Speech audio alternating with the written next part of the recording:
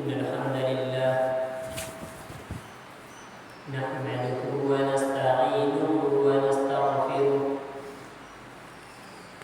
ونؤمن به ونتوكل عليه ونعوذ بالله من شرور أنفسنا ومن سيئات أعمالنا من يهده الله فلا مضل له ومن يضلل فلا هادي له وأشهد أن لا إله إلا الله وأشهد أن محمدا عبده ورسوله يا أيها الذين آمنوا اتقوا الله حق تقاته ولا تموتن إلا وأنتم مسلمون يا أيها الناس اتقوا ربكم الذي خلقكم من نفس واحدة وخلق منها زوجها وبث منهما رجالا كثيرا ونساء واتقوا الله الذي تساءلون به والأرحام إن الله كان عليكم رقيبا يا أيها الذين آمنوا اتقوا الله وقولوا قولا سديدا يصلح لكم أعمالكم ويغفر لكم ذنوبكم ومن يطع الله ورسوله فقد فاز فوزا عظيما أما بعد فإن خير الحديث كتاب الله وخير الهدي هدي محمد صلى الله عليه وسلم وشر الأمور محدثاتها وكل محدثة بدعة وكل بدعة ضلالة وكل ضلالة في النار قال الله تبارك وتعالى في القرآن المجيد أعوذ بالله من الشيطان الرجيم بسم الله الرحمن الرحيم سبحان الذي أسرى بعبده ليلا من المسجد الحرام إلى المسجد الأقصى الذي باركنا حوله لنريه من آياتنا إنه هو السميع البصير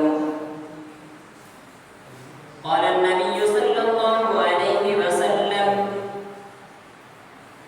لا تشد الرحال إلا إلى ثلاثة مساجد مسجد الحرام ومسجدي ومسجد الأقصى رب اشرح لي صدري ويسر لي أمري واحلل عقدة من لساني يفقهوا قولي سبحانك لا علم لنا إلا ما علمتنا إنك أنت العليم الحكيم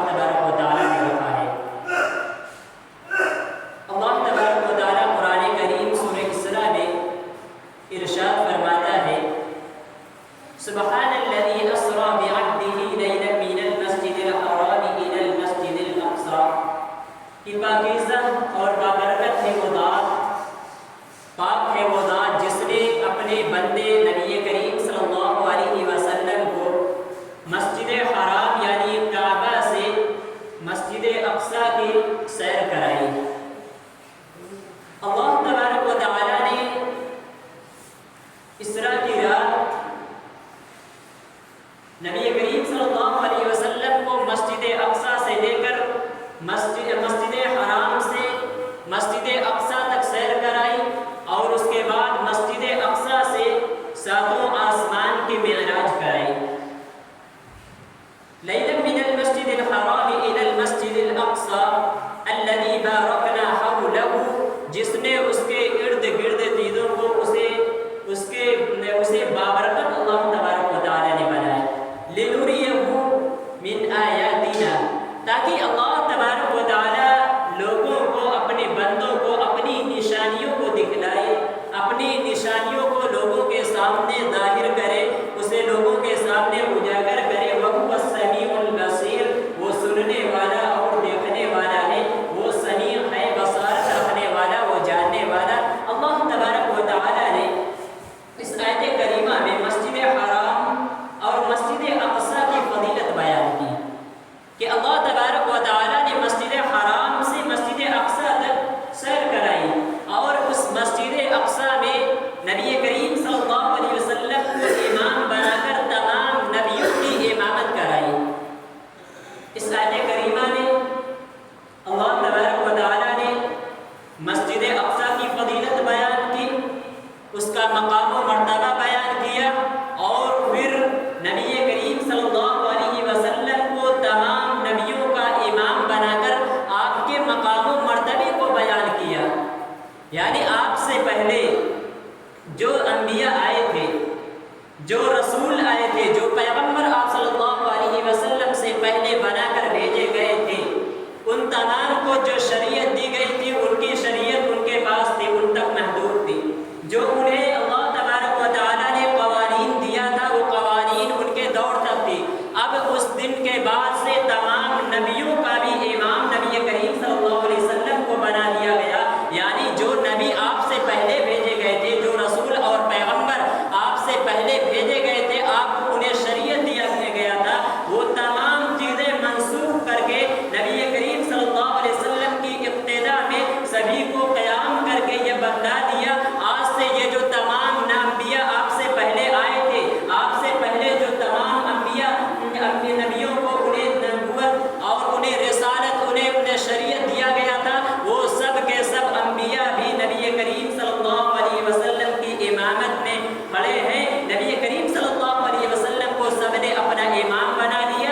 اب جو شریعت ہے وہ نبی کی شریعت ہے، اب جو شریعت ہوگی وہ آخری نبی کی ہوگی، اب جو قوانین نافذ ہوگا وہ وہی ہوگا جو نبی کریم صلی اللہ علیہ وسلم کو دیا گیا ہے۔ تو اس بیت المقدس کے اندر، اس مسجد اقصی میں نبی کریم صلی اللہ علیہ وسلم کی امامت میں تمام انبیاء کو نماز پڑھائی گئی، انہیں نبی کریم صلی اللہ علیہ وسلم نے اور ان کے درمیان امامت کی۔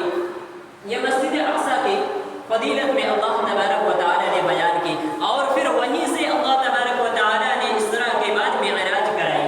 یہاں دو چیزیں ہیں، ایک مسجد الحرام یعنی کعبہ سے لے کر مسجد اقصی کی سیر، اس کو اسراء کہا جاتا ہے۔ اسراء کا معنی ہوتا ہے چلنا پھرنا، یعنی جو زمینی سیر کرائی گئی نبی کریم صلی اللہ علیہ وسلم کو مسجد حرام سے مسجد اقصی تک، اسے اسراء کہا جاتا ہے۔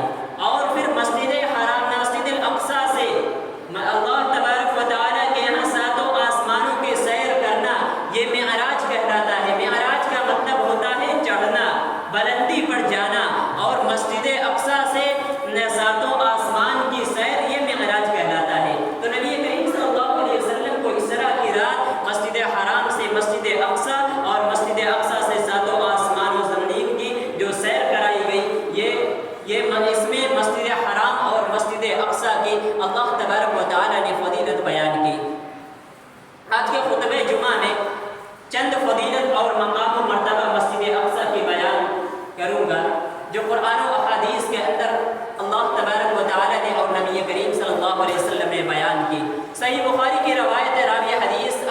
رضی اللہ عنہ ہیں، وہ فرماتے ہیں قلت یا رسول اللہ صلی اللہ علیہ وسلم ای مسجد وضع فی الارض اول، انہوں نے نبی کریم صلی اللہ علیہ وسلم سے سوال کیا اللہ کے رسول یہ روئے زمین پر سب سے پہلی مسجد کون سی ہے؟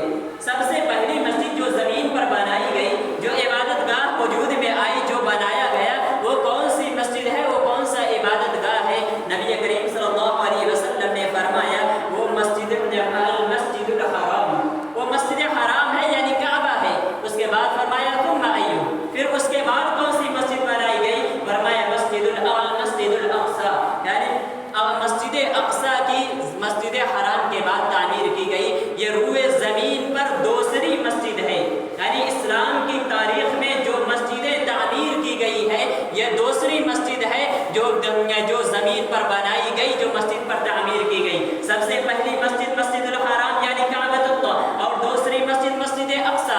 اور اس حدیث میں بھی نبی کریم صلی اللہ علیہ وسلم نے اس مسجد کی فضیلت بیان کی۔ یہ روئے زمین پر ایک افضل ترین، ایک مقام و مرتبہ والی مسجد ہے، اہمیت والی مسجد ہے، جو روئے زمین پر دوسری مسجد بنائی گئی۔ اور اسی طریقے سے دوسری حدیث میں نبی کریم صلی اللہ علیہ وسلم نے فرمایا لا تشد الرحال الا الى ثلاثه مساجد، کسی بھی شخص کے لیے یہ جائز نہیں ہے کہ وہ 3 مسجدوں کے علاوہ وہ ثواب کی نیت سے سفر کرے۔ یعنی اگر کوئی کی سفر کرنا چاہتا ہے کسی مسجد کی طرف ثواب کے لیے، وہ نیکی کی غرض سے وہ ثواب حاصل کرنے کے لیے، اجر حاصل کرنے کے لیے اگر کسی عبادت گاہ کی طرف، مسجد کی طرف یا کسی بھی شہر کی طرف وہ ثواب کے لیے جانا چاہتا ہے، سفر کرنا چاہتا ہے، تو 3 مسجدوں کے علاوہ کسی اور جگہ پر سفر کرنا جائز نہیں ہے ثواب کی نیت سے۔ ثواب اور عبادت کی نیت سے 3 جگہوں کے علاوہ کہیں بھی سفر کرنا جائز نہیں ہے۔ نبی کریم صلی اللہ علیہ وسلم نے فرمایا المسجد الاقصی ومسجد المسجد الحرام، وہ مسجد حرام ہے، المسجد الحرام ومسجد الاقصی، مسجد حرام اور میری مسجد یعنی مسجد نبوی، اور تیسری وہ مسجد الاقصی جو فلسطین میں ہے۔ یہ 3 مسجد نبی کریم صلی اللہ علیہ وسلم نے روئے زمین پر افضل ترین مسجد بتایا۔ یہ 3 مسجدیں بہت ہی اہم ہیں، بہت ہی فضیلت والی ہیں، اور اس مسجد کی طرف، اس شہر کی طرف ثواب کی نیت سے سفر کرنا جائز ہے۔ اس کے علاوہ اگر کوئی کہیں پر کسی دوسری جگہ ثواب کی نیت سے سفر کرتا ہے تو اس کے لیے یہ جائز نہیں ہے۔ اس حدیث کو ایک طرف رکھیں اور آج کے دور کے کچھ لوگوں کے عمل کو ایک طرف رکھیں۔ وہ کتنی جگہوں کو اپنی جانب سے مقدس بنا کر وہ سفر کرتے ہیں، حالانکہ وہ مسجد بھی نہیں، مقبرے کی طرف، مزاروں کے لیے، وہ ثواب کے لیے، اللہ تبارک و تعالیٰ سے قربت کے لیے وہ جا رہے ہیں۔ یہ جائز نہیں ہے۔ نبی کریم صلی اللہ علیہ وسلم نے فرما دیا لا تشد الرحال الا الى 3 مساجد، کہیں بھی ثواب کی نیت سے اگر کوئی جانا چاہتا ہے تو وہ 3 جگہیں ہیں، اس کے علاوہ کسی کے لیے جائز نہیں ہے کہ وہ کسی اور مسجد کی طرف، کسی اور جگہ کا قصد کرے۔ ان میں 3 ہی چیزیں ہیں، 3 ہی مسجد ہیں، 3 ہی جگہیں ہیں، وہاں انسان عبادت کے لیے، عبادت کی غرض سے، ثواب کی نیت سے اور افضل سمجھ کر اللہ تبارک و تعالیٰ کے ہاں اجر حاصل کرنے کے لیے وہ ان مسجدوں کی طرف، ان عبادت گاہوں اور ان جگہوں کی طرف وہ سفر کر سکتا ہے۔ یہ مسجد نبوی، مسجد اقصی اور کعبۃ اللہ ہے۔ یہ 3 مسجدیں نبی کریم صلی اللہ علیہ وسلم نے بیان کی۔ یہ افضل ترین مسجد ہے، افضل مقام ہے روئے زمین پر، یہ پاکیزہ جگہیں ہیں جن کے قصد کرنے پر، جن کے طرف جانے پر نبی کریم صلی اللہ علیہ وسلم نے اجر بے انتہا اجر و ثواب کا وعدہ کیا ہے، ہمیں بتلایا ہے۔ اس کے جانب سفر کرنے پر، وہاں نماز ادا کرنے پر بہت زیادہ وہاں نیکی ہے، اجر ہے۔ نبی کریم صلی اللہ علیہ وسلم نے فرمایا کہ جو شخص کعبۃ اللہ میں، کعبہ میں نماز پڑھتا ہے تو دوسری جگہوں کے مقابلے میں، دوسری مسجدوں کے مقابلے میں 1 لاکھ اجر ملتا ہے۔ یعنی دوسری مسجد میں ایک شخص اگر نماز پڑھتا ہے اور پھر وہی کعبۃ اللہ میں پڑھتا ہے تو 1 لاکھ نمازوں کا اجر ملتا ہے۔ اور اسی طریقے سے کوئی مسجد نبوی میں نماز ادا کرتا ہے، وہ نفل ہو یا فرض ہو یا سنن ہو، کوئی بھی نماز ادا کرتا ہے، دیگر مساجد کے مقابلے میں 1000 نمازوں کا اجر ملتا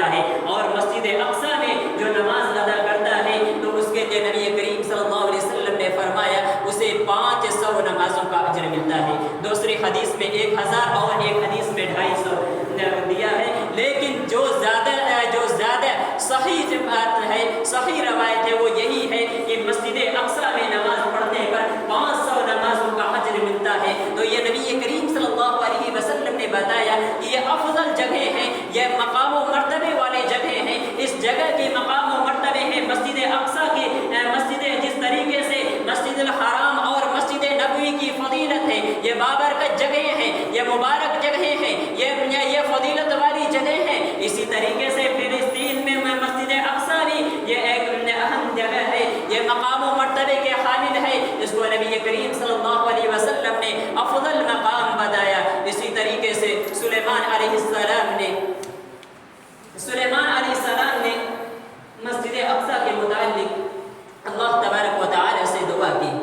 سلیمان علیہ السلام نے اللہ تبارک و تعالی سے 3 دعائیں کی، ان میں سے ایک یہ ہے سأل اللہ عز وجل خلالا ثلاثة۔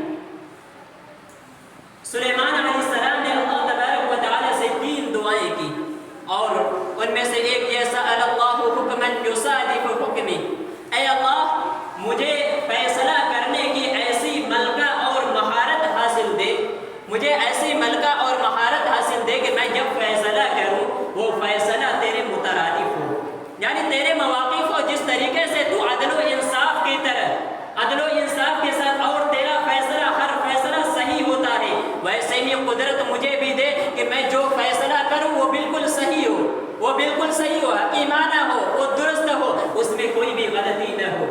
دوسری دعا جو سلیمان علیہ السلام نے کی وہ یہ سأل اللہ ملکا لا ينبغي لأحد من بعدی، کہ مجھے ایسی ملوکیت، ایسی بادشاہت عطا کر جو میرے بعد کسی کو نہ ہو، میرے بعد جو بادشاہت کسی کو نہ ہو۔ سلیمان علیہ السلام کی یہ دونوں دعائیں قبول کی گئی، پہلی چیز بھی عطا کر دیا گیا، انہیں دیا گیا، انہیں فیصلہ کرنے کی ایسی قوت دی گئی، انہیں ایسا حکیمانہ انداز دیا گیا، جو بھی وہ فیصلہ کیا کرتے تھے وہ ان کے حق میں اور دوسروں کے حق میں بالکل صحیح ثابت ہوا کرتے تھے۔ اور دوسری چیز جو دوسری دعا انہوں نے کی وہ بھی ان کی دعائیں قبول کی گئی، انہیں ایک عجیب و غریب بادشاہت دیا گیا، ان تمام مخلوقوں پر، انسانوں پر، جنوں پر، حیوانوں پر، ہر ایک چیز پر انہیں بادشاہت دیا گیا۔ وہ تمام انسان ان کے مطابق ان کے تابع تھے، یہاں تک کہ جن بھی ان کے تابع تھے، حیوانوں کی بولیاں بھی وہ سمجھتے تھے، ہر ایک چیزوں پر انہیں بادشاہت دی گئی، ان کی یہ دونوں دعائیں قبول کی گئی۔ تیسری دعا انہوں نے یہ فرمایا کہ اے اللہ، انہوں نے تیسری دعا جو کی سأل اللہ حین فرغ من بناء المسجد الا یأتیہ احد لا يلحظ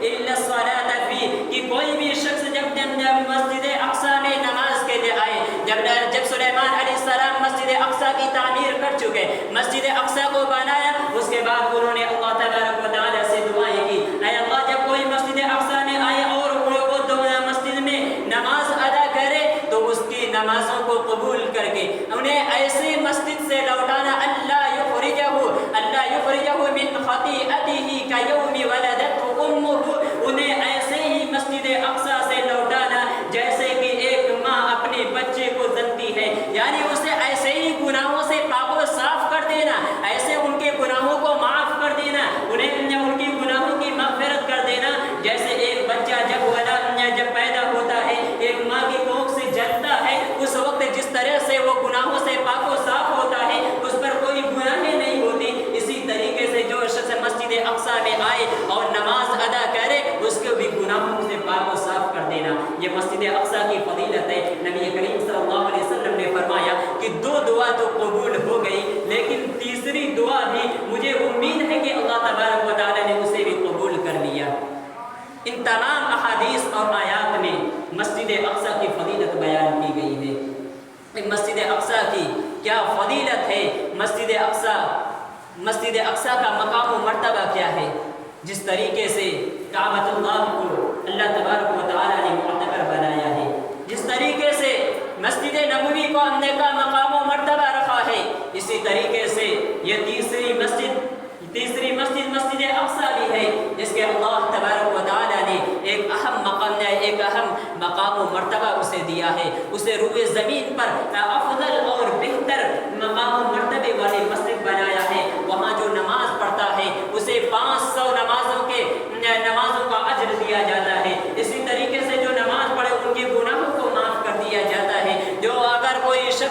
सवाब की नीयत से वहाँ का कष्ट करता है, उस पर अल्लाह तबारक व तआला उसे अजर व सवाब अता करता है, उसे अजर दिया करता है। ये वो जगह है जहाँ का नबी करीम सल्लल्लाहु अलैहि वसल्लम को जहाँ से इसरा और मिअराज कराई गई। ये अफजल तरीन जगह है, ये अफजल मकामात है, और ये वो जगह है, ये फिलिस्तीन की वो जगह है जहाँ से हम सभी मुसलमानों का ताल्लुक है, हम सभी मुसलमानों का ताल्लुक है। और हमारा ताल्लुक या हमारे ईमानी ताल्लुक है, हमारे ईमान से जुड़ा हुआ है ये ताल्लुक। हम जिस तरीके से हमारा ताल्लुक खाने काबा से है, जिस तरीके से काबतुल्लाह से है, मस्जिद नबवी से है, वैसे ही हमारा ईमान से जुड़ा हुआ ये ताल्लुक है जो फिलिस्तीन और मस्जिद अक्सा से है। और उसकी हिफाजत हर एक मोमिनीन पर फर्ज और वाजिब है, ज़रूरी है। लेकिन हम इस वक्त क्या करें?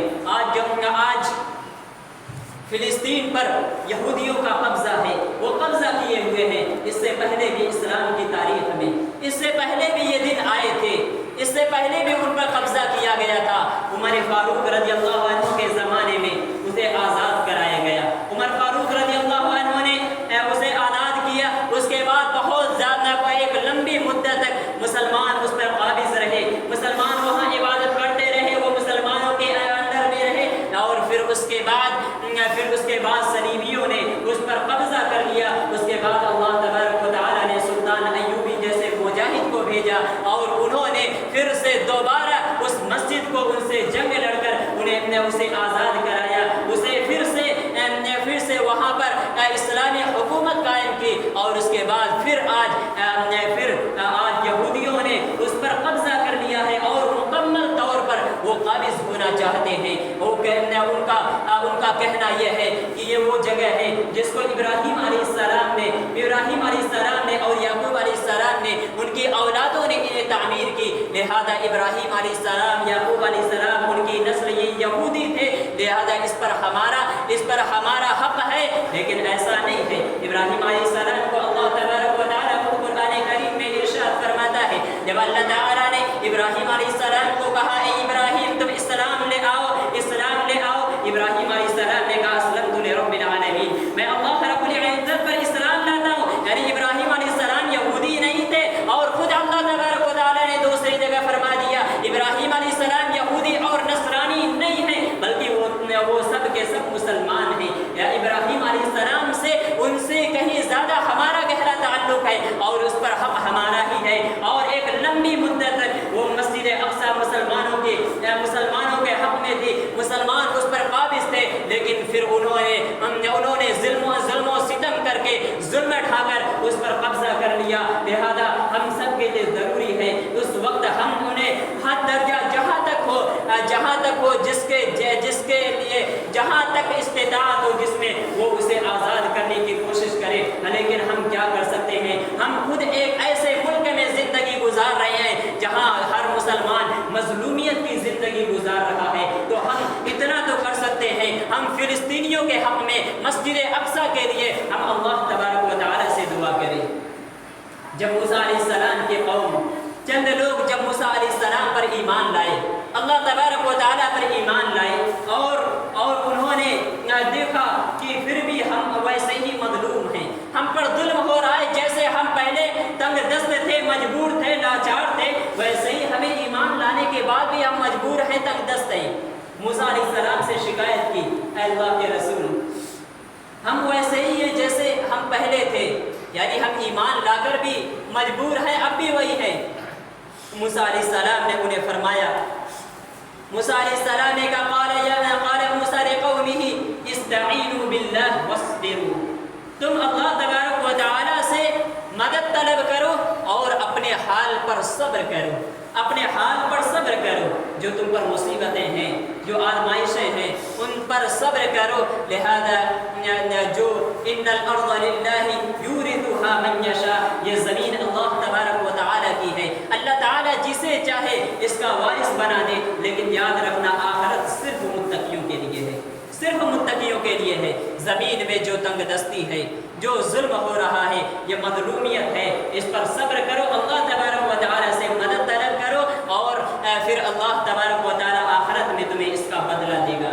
और फिर अल्लाह तबारक व तआला ने मूसा अलैहिस्सलाम की कौम को उनके फ़िरऔन کے چنگل سے بھی آزاد کیا۔ اللہ تعالیٰ فرماتا وَإِذْ نَجَّيْنَاكُم مِّنْ آلِ فِرْعَوْنَ يَسُومُونَكُمْ سُوءَ الْعَذَابِ يُذَبِّحُونَ أَبْنَاءَكُمْ وَيَسْتَحْيُونَ نِسَاءَكُمْ وَفِي ذَلِكُمْ بَلَاءٌ مِّن رَّبِّكُمْ عَظِيمٌ وَإِذْ فَرَقْنَا بِكُمُ الْبَحْرَ فَأَنجَيْنَاكُمْ وَأَغْرَقْنَا آلَ فِرْعَوْنَ وَأَنتُمْ تَنظُرُونَ۔ اللہ تعالیٰ فرماتا یاد کرو جبکہ فرعون اور اس کے لشکر تم پر ظلم کیا کرتے تھے، تمہارے بیٹوں کو ذبح کر دیا کرتے تھے، تمہاری بیٹیوں کو لوڑیاں بنا لیا کرتے تھے، اس وقت اللہ تبارک و تعالیٰ نے اسے نجات دیا۔ وَإِذْ نَجَّيْنَاكُم مِّنْ آلِ فِرْعَوْنَ يَسُومُونَكُمْ سُوءَ الْعَذَابِ يُذَبِّحُونَ أَبْنَاءَكُمْ، تمہیں سخت عذاب دیا کرتا تھا، تمہارے بیٹوں کو ذبح کر دیا کرتے تھے، تمہاری عورتوں کو، تمہاری بیٹیوں کو لوڑی بنا لیا کرتے تھے۔ اللہ تعالیٰ نے اسے آزاد دیا۔ وَإِذْ فَرَقْنَا بِكُمُ الْبَحْرَ فَأَنجَيْنَاكُمْ وَأَغْرَقْنَا آلَ فِرْعَوْنَ وَأَنتُمْ تَنظُرُونَ۔ موسیٰ علیہ السلام کی قوم کو اللہ تعالیٰ نے دریا سے پار کرا دیا۔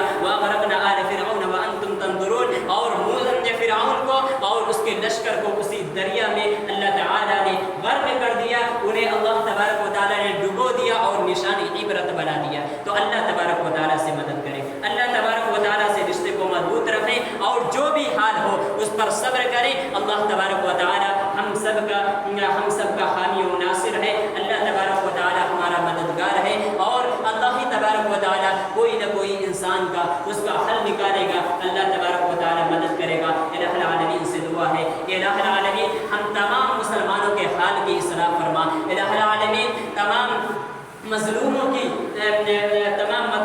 حفاظت فرما، الہ العالمین جو بھی مسلمانوں پر ظلم کر رہے ہیں، جو بھی ظالم ہیں، ان تمام ظالموں سے تم انتقام لے لے۔ الہ العالمین جو بھی مسجد اقصیٰ پر اور وہاں کے فلسطینیوں پر جو ظلم کر رہے ہیں، انہیں وہاں کے معصوموں کی جانیں دے رہے ہیں، الہ العالمین تو ہر ایک چیز پر قادر ہے، الہ العالمین تو ہر ایک چیز پر قادر ہے، تو انتقام لینے والا ہے، تو ان ظالموں سے انتقام لے لے۔ تیرے سوا کوئی نہیں جو ان ظالموں کو اللہ تبارک و تعالیٰ انہیں ٹھکانے تک پہنچا سکے۔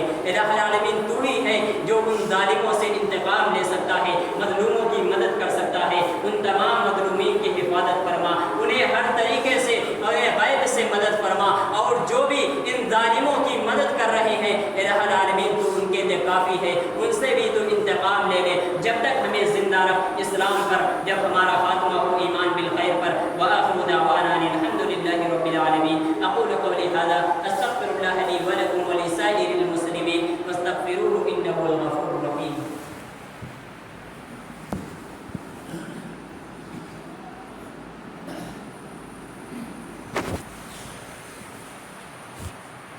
إن الحمد لله نحمده ونستعينه ونستغفره ونؤمن به ونتوكل عليه